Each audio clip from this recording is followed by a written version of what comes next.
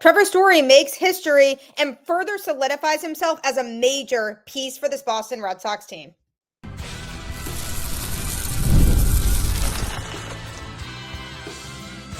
You are Locked On Red Sox, your daily Boston Red Sox podcast.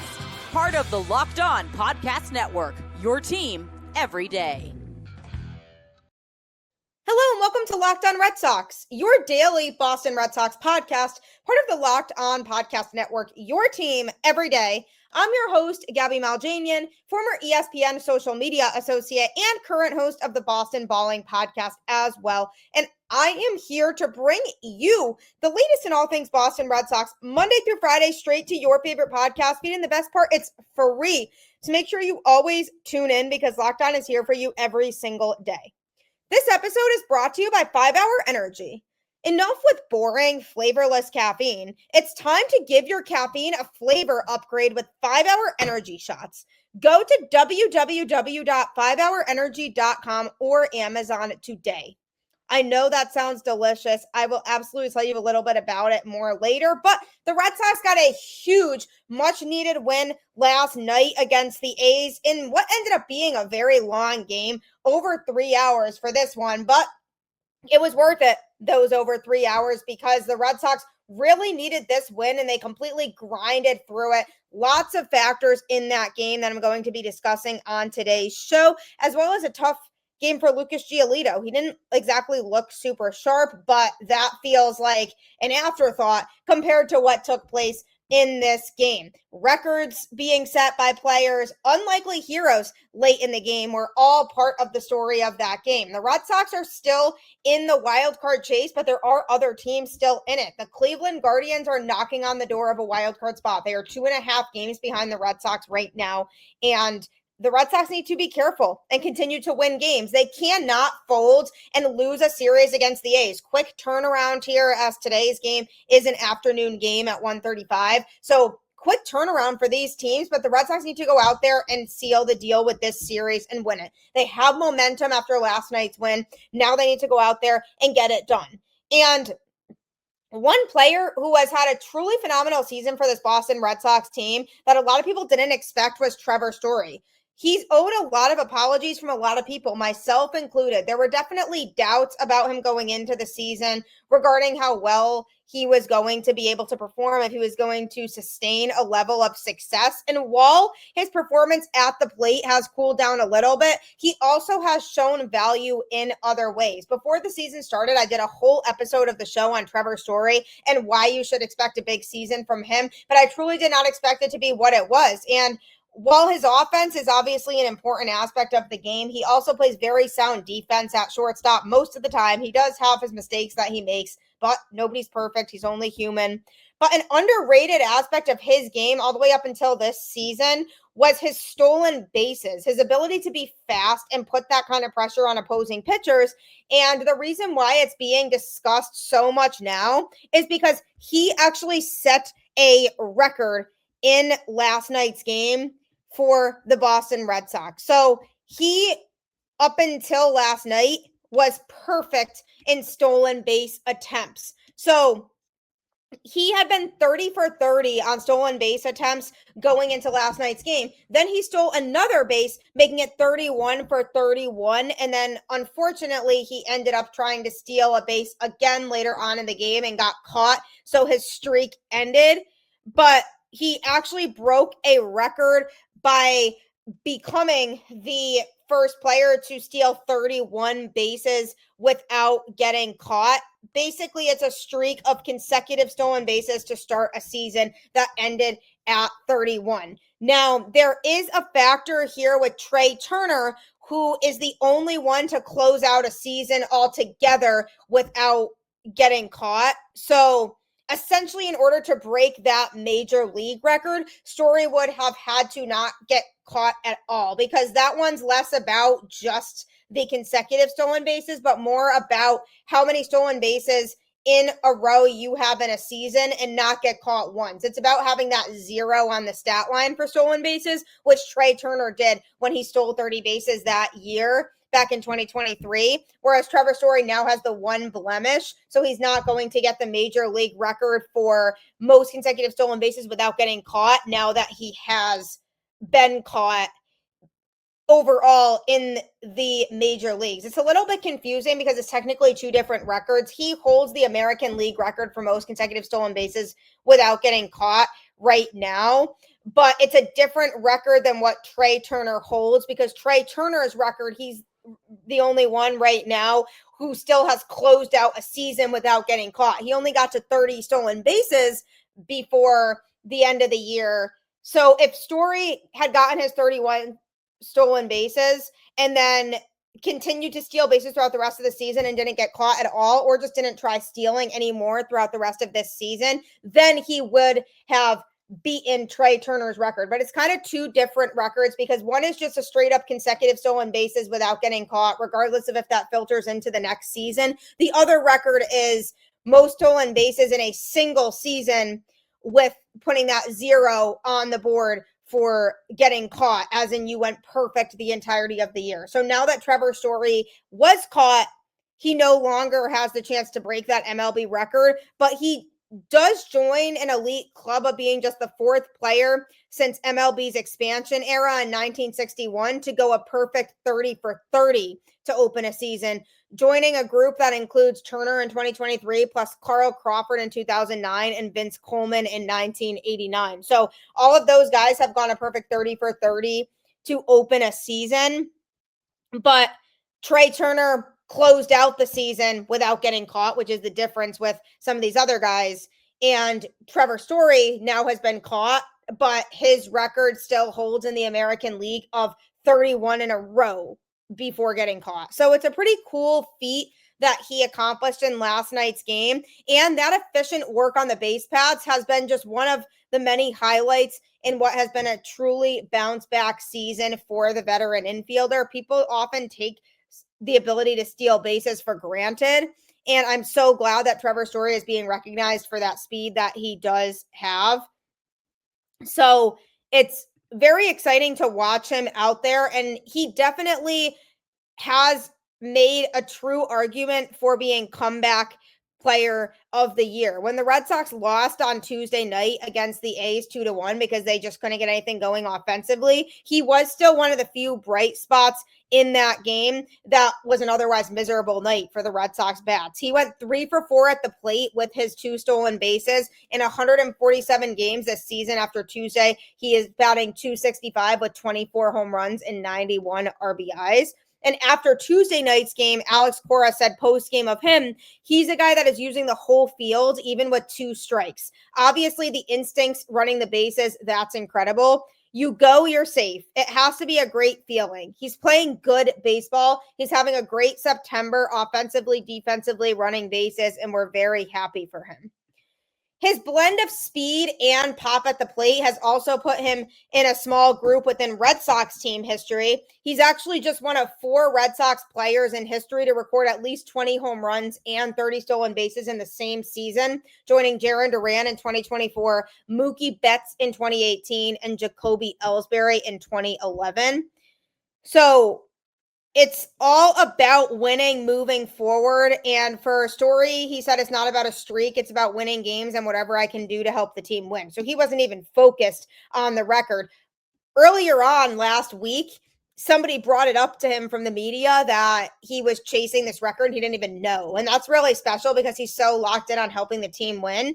And I've been rooting for Trevor Story because a lot of people have said things about him over the last few years, like, why is he here? He just takes up space. He doesn't do anything well for this team. But this season that he's having this year shows that he heard the noise and he was determined to go out there and show Red Sox Nation why he should be here and why he's so important to this team. And that's exactly what he's doing in more than one way. But him setting a record is obviously pretty cool.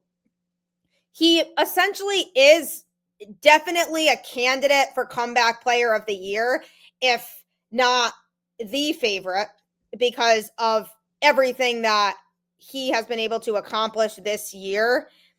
His 24 home runs on the year do lead the team. His season-long slash line is dragged down by the rough spell that he had early in the season. So technically, if he didn't have that rough spell early, he probably would be batting over 300 right now. But in the second half, he's been one of the Red Sox most consistent bats, batting 345 with a 387 on base percentage and 534 slugging with 2 homers and 7 RBIs in his last 15 games. He does have an opt-out in his contract with the Red Sox after this season ends, and his total rebound could make him much more likely to use it. I don't think he will opt out by the sounds of it and kind of what I'm hearing throughout the Red Sox organization, since the 2 years and $55 million on his contract are likely more lucrative than he could get on the free agent market at his age, because he will be 33 by opening day in 2026. So the chances of him opting out are probably pretty small. But if he does, the Red Sox have Marcelo Meyer and top prospect Mikey Romero in the mix for opportunities at shortstop. But his years of injuries and shortened seasons make it hard to believe that Story is going anywhere. I feel like he's comfortable in Boston. He's one of the few veterans in the Red Sox clubhouse, and his offense is really well suited for Fenway Park. It truly is. And his one healthy season showed how important he can be to a young team finding its way. So he's realizing that he has a lot of value on this team. So because of that, I feel like he might opt to stay, especially if the Red Sox do end up making the playoffs this year. He'll be able to see that there's progress being made with a lot of the young players on this team. And if Story does decide to opt out, that's a pretty big loss, because I mentioned the veteran leadership that he provides, as well as the fact that he has all these other factors that he's providing on the field for this Red Sox team actually coming through in big moments, which is something that a lot of this Red Sox offense has been unable to do as of late. But he's somebody who has proven his value for this Red Sox team this year. So I really hope he decides to opt in. I feel like he's going to, but makes history, one of the biggest pieces of this Red Sox team for sure. No doubt about it. But coming up, Alex Cora managed last night's game like a genius. Why I trust him in crunch time is coming up next. Caffeine just got a flavor upgrade. 5-hour energy shots deliver tasty caffeine in 17 bold flavors. Each 2-ounce shot packs the caffeine of a premium 12-ounce cup of coffee, plus B vitamins and nutrients with 0 sugar and 0 crashes. What I love most is how portable they are. Big taste, tiny shot. You can take it anywhere and get that boost when you need it. I've been dying to try a few different flavors because they are absolutely delicious. And I love how fast it kicks in and that it's sugar-free, so I don't have to worry about crashing later on. Enough with boring, flavorless caffeine. It's time to give your caffeine a flavor upgrade with 5-hour energy shots.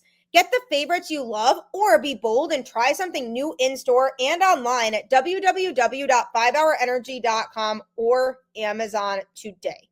It is delicious, but also addicting. Just a fair warning. So make sure that you don't get in too deep with it, but you won't want to stop having it. Big win for the Boston Red Sox last night. They played the A's and they walked it off 5-4. And this was a game in which the Red Sox really needed to win. They were coming off of a low after Tuesday night's game, taking a pretty rough loss against the A's because they just could not score with runners in scoring position for the life of them. And that was not much of an improvement in last night's game either, with the Red Sox still proving that they don't know how to hit in big moments all the time. They left 13 men on base and went just 3 for 17 with runners in scoring position. Story did go 1 for 2 with runners in scoring position. Rob Refsnyder 0 for 3. Alex Bregman 0 for 3. Romy Gonzalez 0 for 4 in those moments. Nick Sogard 0 for 1.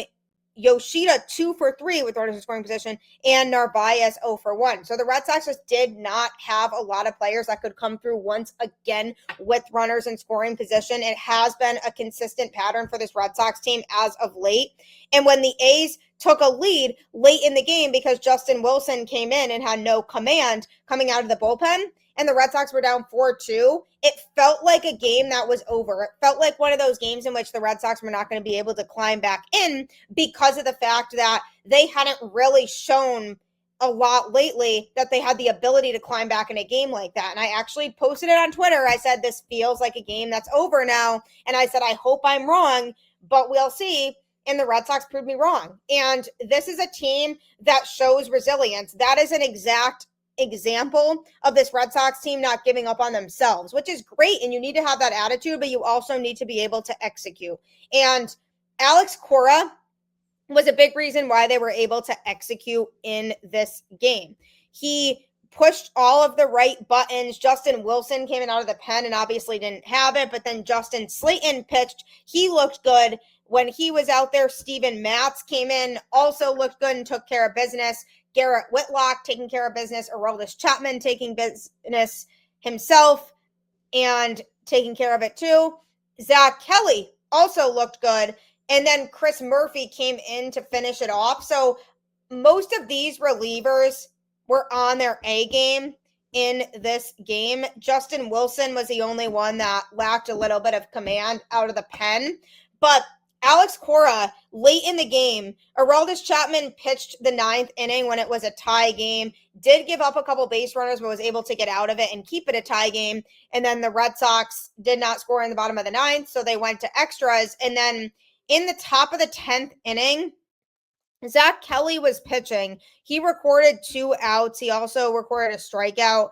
But Nick Kurtz, who is the undoubted Rookie of the Year for the American League, was coming up to the plate, and he's a left-handed hitter. So Alex Cora pulled Zach Kelly, even though he looked good, to put in Chris Murphy, who is a left-handed pitcher, because he knew that he was not going to have Zach Kelly pitch to Kurtz. He knew that no matter what, he wanted the lefty-lefty matchup against Kurtz, and it ended up working out well for the Red Sox because Murphy ended up striking him out. He threw just 4 pitches when he was out there. So Alex Cora wanted to do this because he felt like it was better from a matchup standpoint and felt like Chris Murphy was more equipped to pitch to Kurtz because of the fact that he is a left-handed pitcher. So that was one thing that Alex Cora did really well in this game. Also, in the bottom of the 10th inning, he replaced Rob Repsnyder with Nate Eaton. Technically, he replaced him in the top of the inning because Eaton played in the field in the top of the inning, but more from a productivity standpoint, it more had to do with the bottom of the 10th because Rob Repsnyder recorded the last out of the bottom of the 9th, which means he would have been the runner on second base to start the bottom of the 10th inning. And he was playing right field in this game. So in the top of the 10th inning, Alex Cora put Eaton into right field to take over for Repsnyder because instead of having Repsnyder be on second base in that 10th inning, he preferred to have more speed on second base. So therefore he said, okay, we're going to have Nate Eaton come into this game. He'll be the ghost runner in the bottom of the 10th. And we have one of our really fast guys on second base. As a result, that ended up being key to the Red Sox winning this game because in the bottom of the 10th inning, also, they made another shift. He brought in Nick Sogard to pinch hit for Cedar Rafaela in the bottom of the 10th inning with Nate Eaton on third base. So this was a scenario in which he could have had Rafaela hit.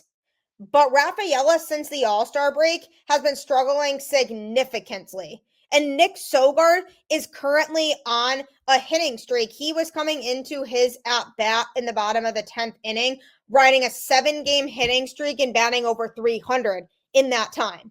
So I said, yeah, this kind of makes sense because he's been hitting as of late and Sadam really hasn't been. So let's see how this goes. It turns out that once again, it ended up being a good move for Alex Cora because Sogard ended up making light contact with the ball, ground ball to second base. Nate Eaton, because he's super fast, was able to run home from third base and slide in and get in safely to score the winning run for a walk-off for the Red Sox. So a couple things happened here. For one, Alex Cora made the right move by having Nick Sogard pinch it. All he had to do was put the ball in play, and that's exactly what he did. He put the ball in play, and it scored the winning run. And for two, because of the fact that Nate Eaton was in the game, and he has lightning speed, he was able to score on that. It wasn't a super hard hit ball. It went right to the second baseman. So theoretically, a lot of guys would not be able to score on that play. But Nate Eaton, because of the fact that he is really fast,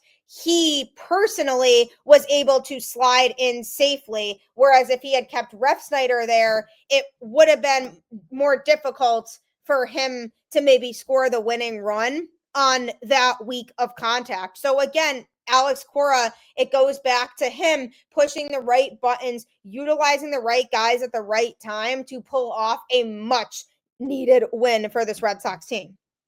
And say what you want about Alex Cora, people don't always like the way that he manages in game. Sometimes he makes decisions that people say are questionable, and that's certainly a fair assessment. There have been times that I also have said, well, what is Alex Cora doing? But you have to keep in mind too that Alex Cora can't control every single thing. Alex Cora is not out there playing. Ultimately, the guys who are out there playing have to execute, but it is on Alex Cora to try to utilize guys in the right spots to allow them to succeed and allow the team as a whole to succeed. And this game was an example of Alex Cora making the right decisions down the stretch. And in the middle of the season, sometimes people might have a problem with how he manages certain situations and the types of decisions that he makes in game. But if you're at this point in the season, in mid-September, with only about a week and a half to go of the regular season, you want your manager to be on point. And that entails having Alex Cora go out there and push the right buttons. The minute he starts to do the wrong thing, the minute this game could get away from the Red Sox in an instant. So Alex Cora made sure that this game did not get out of hand for the Red Sox. And it goes to show that when it really matters, he can buckle down and manage the right way. This is a tough lineup to work with. Not a lot of guys who are hitting really well right now. Willie Abreu's still out. Roman Anthony's still out. Alex Bregman is still ice cold at the plate when he should be stepping up at this time of year to help this Red Sox team win games. So because of all of that and all those factors, some teams would just completely fold in that pressure and have no idea where to go from there if they're going through difficult times like that. But Alex Cora has continued to try different options to make it work. And people are wondering why his lineups have been continuing to switch around night to night and why he's playing different guys in different spots. It's because he's trying to come up with the best lineup that he possibly can right now for what he has, because this is not the typical lineup that we have seen every day for the season. If guys were healthy, they could stick to the same guys that they're used to having in certain spots. But the problem is, because of the fact that there are injuries, Alex Cora is dealing with a different lineup right now than what he's been used to working with all season long.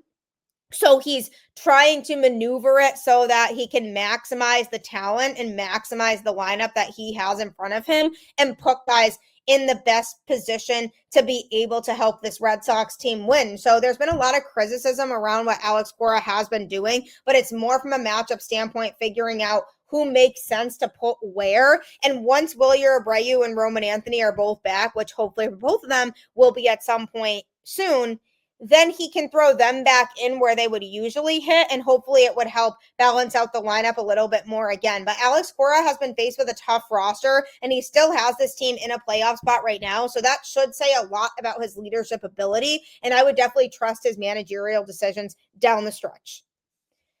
Coming up, Lucas Giolito didn't have the best game on the mound. Are we concerned about him going into the playoffs? Most people can't name all their financial accounts or even what they're worth, whether it's 401ks, properties, or investments. And when you don't have the full picture, you can end up leaving money on the table. That's why there is Monarch Money. It's an all-in-one personal finance tool that brings your entire financial life together in one clean, easy-to-use interface on your laptop or your phone. Monarch is built for people with busy lives. If you've put off organizing your finances, Monarch is for you. Monarch does the heavy lifting for you. You can link all your accounts in minutes, see clear data visuals, get smart categorization of your spending, and finally feel in control of your money without ever touching a spreadsheet. Don't let financial opportunities slip through the cracks. Use code LOCKEDONMLB at monarchmoney.com in your browser for half off your first year. That's 50% off your first year at monarchmoney.com with code LOCKEDONMLB. Monarch really can help to save your life and make sure that you're not doing a lot of unnecessary spending. It certainly helped me to organize my finances a lot. So it 100% can help you too. Just download Monarch Money today. The Red Sox hung on by a thread in their game last night against the A's, a very dramatic game in which the Red Sox ended up winning 5-4 in extra innings. It was one of those games where it just felt like every pitch was super nerve-wracking because these games down the stretch truly start to feel like playoff games. They have a playoff vibe in that every game is so important. And the Red Sox can't really afford to be dropping games or dropping series, especially against a team like the A's that are a very beatable team. So it just felt like one of those games where things could either go very wrong or work out in the Red Sox favor. In this case, it ended up working out in the Red Sox favor, even though there was a period of time where I wasn't confident that that was going to happen. But ultimately, the Red Sox got the job done, and something that was kind of an unfortunate part of the night was Lucas Giolito, who did start this game and was almost forgotten about because so much action took place. He ended up getting no decision in this game, but he threw just 4 1/3 innings, giving up 5 hits and 4 earned runs with 5 walks and 5 strikeouts. So ultimately, he gave up a lot of runs that he could have prevented.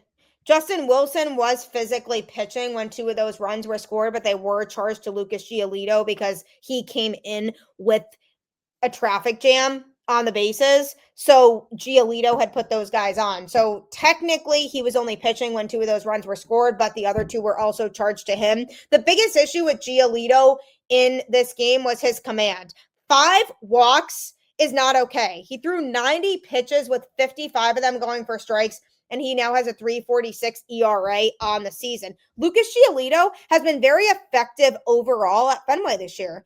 That is a place where he has felt very comfortable pitching, and he has been able to be super competitive there. So whenever it was his turn to pitch and the Red Sox are playing at home, you would feel really good about the idea of Giolito being out there because of how effective he has been at Fenway. But this game was not exactly the same story. He struggled. And it comes down to a question of whether you would trust Lucas Giolito in a big game. Because yes, he's a veteran. Yes, he has experience, but he's also dealt with some injuries.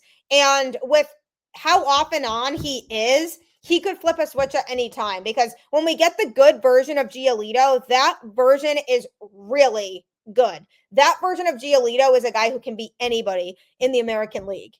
But then on the flip side of that, you get the bad version of Giolito who doesn't exactly have it that night, and that potentially could be a big blow up. And this game wasn't a major blow up, but it was certainly not the outing the Red Sox were hoping for. They wanted to stretch him longer than they did. And part of that could have been because he was on short rest. And I actually expressed that when the Red Sox announced their pitching rotation for this series against the A's and how they were handling it. And they said they were going to have both Lucas Giolito and Brian Bayo throw on short rest in this series. And ultimately, that is what ended up happening with Giolito. He was not on a full 5 days rest. He was on 4 days rest instead. And ultimately, he ended up pitching not at the sharpest level that he can. So if he were to go out there in a playoff series, it's hard for me to fully feel confident because we wouldn't really know what version of Lucas Giolito we were going to get. And that's an issue. You want to feel confident in the guys you have out there, the guys that you're going to be having throw in a playoff series. And obviously, Garrett Crochet is clearly going to be the number 1 in a playoff series, as he should be, with Brian Bayo most likely behind him as the number 2 starter and Lucas Giolito filing in as the number 3. But the biggest thing with that is your 1, 2, and 3 starters are super important to your postseason success. If you don't have a reliable 1, 2, 3, that's going to be tough to navigate. Then you're really relying extra on your offense. And with the way that this offense has struggled to get those big hits, it's hard to really feel like you can rely on them. So Lucas Giolito is going to have to limit the walks and figure out this command, because the really good version of Lucas Giolito 100% is a playoff pitcher. But the version of Giolito that we saw last night is not a playoff pitcher, or at least not somebody that I would want throwing as that number 3 starter out of the rotation. The problem is Connolly Early, who has been pitching really well, has only made a couple major league starts, but they both were really solid. You can't really bank on him being the number 3 starter in a playoff series because he is a rookie who has barely any experience, and it wouldn't necessarily be fair to throw him in that high pressure of a situation. So there's more pressure on Lucas Giolito to figure it out. Obviously, I don't want to jump to conclusions here and assume that the Red Sox are going to be a playoff team, but they are positioned to the point where they have a good shot of making the playoffs. So because of that, Lucas Giolito has to get himself right, and he has to get to the point where he can be reliable out of this Red Sox rotation more consistently, because he has had a lot of trouble finding success this year, and last night's start was an example of that. So hopefully he can step up as time progresses and as they get into more and more high stakes games, because every game down the stretch here is important. But the Red Sox were still able to pull it out despite that, which is great. And now we just need to continue to standings watch and scoreboard watch as the rest of the season progresses, and hope that the Red Sox win these games here in this next week and a half. Thank you for tuning into Locked On Red Sox, though, and making it your first listen of every single day. Make sure to next check out Locked On MLB Game Night on Locked On MLB on YouTube or wherever you listen to podcasts. Every game, every night until a World Series champion is crowned. Get local analysis on a national scale. It's a great show that talks about every game that took place that night, so you can tune into that next. Keep the faith, go Red Sox, and I'll catch you on the flip side.